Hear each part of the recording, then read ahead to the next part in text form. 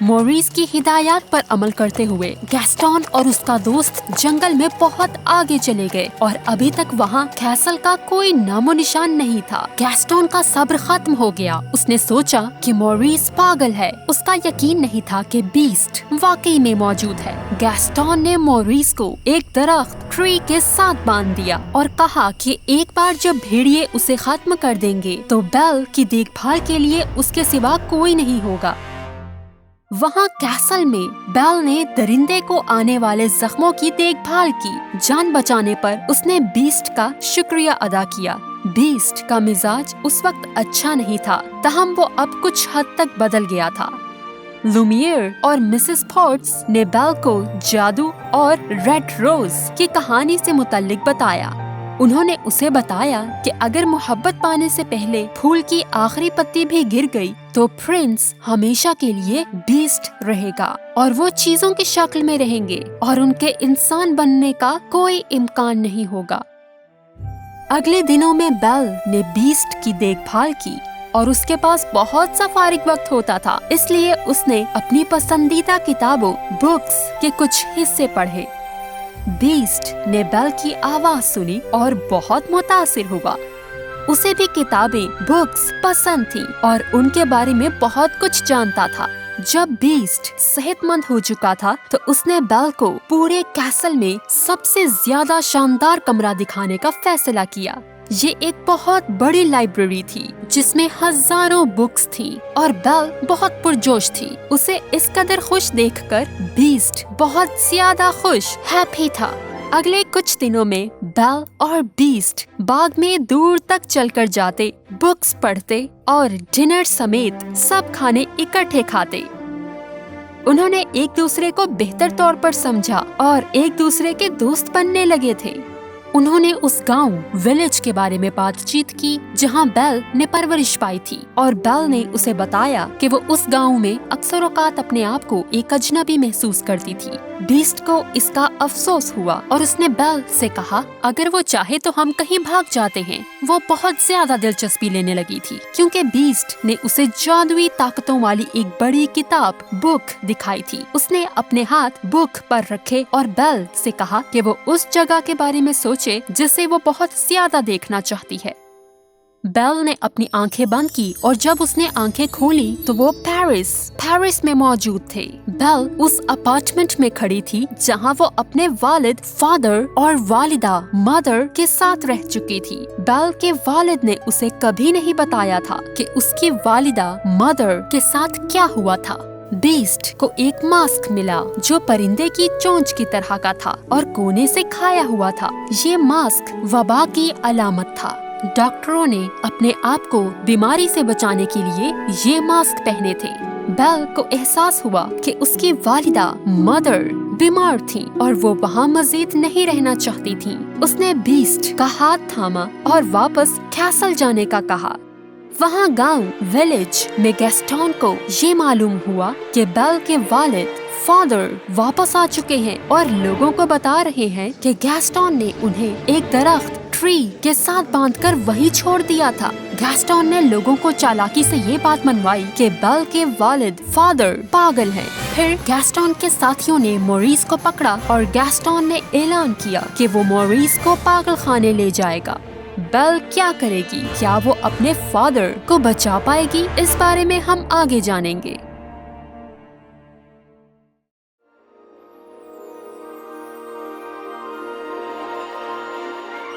इसी दौरान कैसल में जादुई अशिया ने एक खास रोमानवी शाम के लिए ब्यूटीफुल बेल और बीस्ट को तैयार किया। बेल हॉल में दाखिल हुई जिसने पीले रंग का लिबास ड्रेस पहना हुआ था। बीस्ट उसकी खूबसूरती ब्यूटी देखता रह गया। जब ब्यूटीफुल बेल और बीस्ट ने मिलकर डांस किया और हॉल में म्यूजिक और जादू भर गया। ये उन दोनों के लिए एक जादुई रात थी।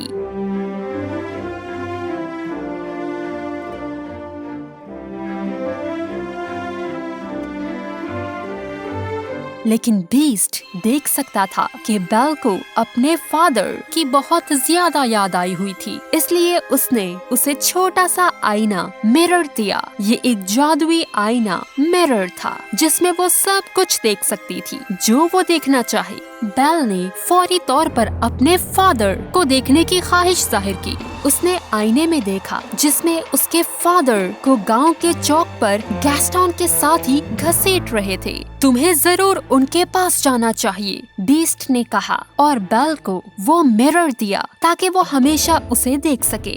बेल ने धीरे से बीस्ट का शुक्रिया अदा किया और अपने गांव विलेज की तरफ रवाना हुई।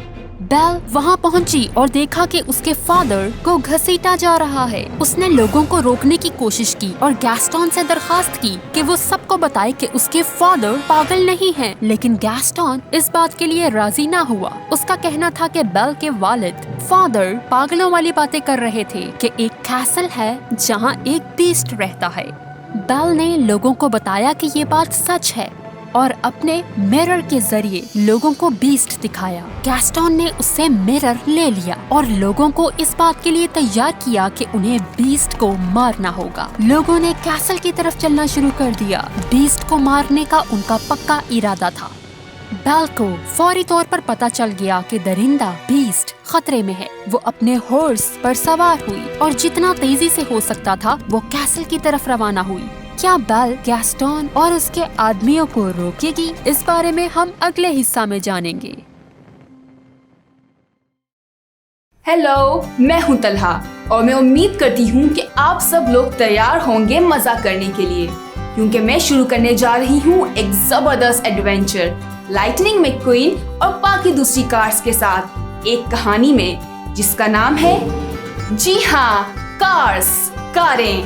तो जल्दी से तैयार हो जाएं क्योंकि मैं शुरू करने जा रही हूँ। ये साल की फैसलाकुन रेस थी जिसमें सबसे आगे थी लाइटनिंग मैक्क्वीन नामी कार जो कि सड़क पर अभी ही आई थी। सब बहुत पुरजोश थे। क्या एक ना तजुर्बेकार रेस कार तब जीतकर तारीख रकम कर सकती है? रेस में इसके दो बड़े मुखालिफ, नीली कार ब्लू कार और हरी कार ग्रीन कार थे। जब दूसरी रेस कार्स पहिए बदलने के लिए रुकी, लाइटनिंग मैक्क्वीन ने ऐसा नहीं किया। वो पीछे नहीं रहना चाहता था तो इसने रेस जारी रखी। अलबत्ता ये बहुत बड़ी गलती साबित हुई क्योंकि आखिरी चक्कर में इसके पहिए फट गए। लाइटनिंग जीत की लकीर से बहुत करीब था, मगर अचानक ही ब्लू कार और ग्रीन कार इसके साथ साथ आ गईं। तो बड़ा विनर कौन होगा? ना कोई जीता ना हारा, क्या बात है। तो जीत हार का फैसला करने वाली एक और रेस एक हफ्ते के अंदर कैलिफोर्निया में होगी। तीनों में से कौन सी कार विनर होगी? नीली कार ब्लू कार, हरी कार ग्रीन कार या फिर लाल कार रेड कार? इस रेस में हमें मालूम हो जाएगा कि कौन तेज तरीन है, कौन कब जीतेगा और कौन चैंपियन बन जाएगा। इसका नाम है किंग स्ट्रिप वेदर्स। ये मौजूदा रेस का चैंपियन है और ये अब तक इतनी ट्रॉफीज जीत चुका है जो इससे पहले कोई दूसरी कार नहीं जीत सकी। लेकिन इस आखिरी रेस के बाद वो रिटायर होने का सोच रहा है। इसका नाम है चिक हिग्स। ये हमेशा किंग के बाद दूसरे नंबर पर आता है। एक राज की बात बताऊं, ये बहुत चालबाज है और हमेशा उसूलों के मुताबिक नहीं खेलता और दूसरी कार्स को टक्कर मारता है ताकि वो ट्रैक से उतर जाएं। लाइटनिंग मैक्क्वीन हमारी कहानी का हीरो है। ये एक जवान रेस कार है जो हमेशा से मशहूर होने, इनामात जीतने और चैंपियन बनने के ख्वाब देखता था। यह है तो प्यारा, है ना? मगर मेरे ख्याल से इसे ज़िंदगी के बहुत से अहम सबक सीखने हैं, जैसा कि ये बहुत मगरूर और जल्दबाज है और अपने आप पे कुछ ज़्यादा ही पुरएतमाद होना रेस में इसका सबसे बड़ा मसला बन गया था। मुझे लगता है इसने कुछ सबक सीख लिया होगा। रेस तीनों के बीच बराबर रही। लाइटनिंग मैकक्वीन से रहा नहीं जा रहा था और वो जल्द अज जल्द कैलिफोर्निया पहुंचना चाहता था और रेस की मशक शुरू करना चाहता था। वो अपने ट्रेलर ट्रक, जिसका नाम मैक था, इसमें सवार हो गया और वो एक दूसरे शहर यानी कैलिफोर्निया की जानिब रवाना हो गए। काफी घंटे सड़क रोड पर चलने के बाद मैक थकने लगा, मगर लाइटनिंग मैकक्वीन ने जिद की कि इन्हें चलते रहना चाहिए क्योंकि वो सबसे पहले कैलिफोर्निया पहुंचना चाहता था। तो मैक बगैर रुके चलता रहा।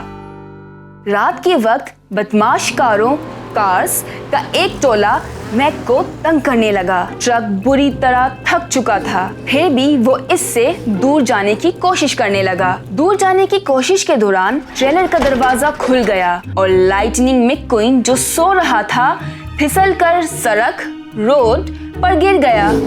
जब लाइटनिंग मैकक्वीन की आंख खुली, वो बीच सड़क रोड पर था।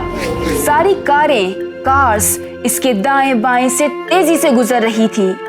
इसने इर्द गिर्द अपने ट्रक को ढूंढा, मगर वो इसे ना मिला। ओह नहीं, लाइटनिंग मैकक्वीन एक अनजान जगह पर बिल्कुल अकेला था।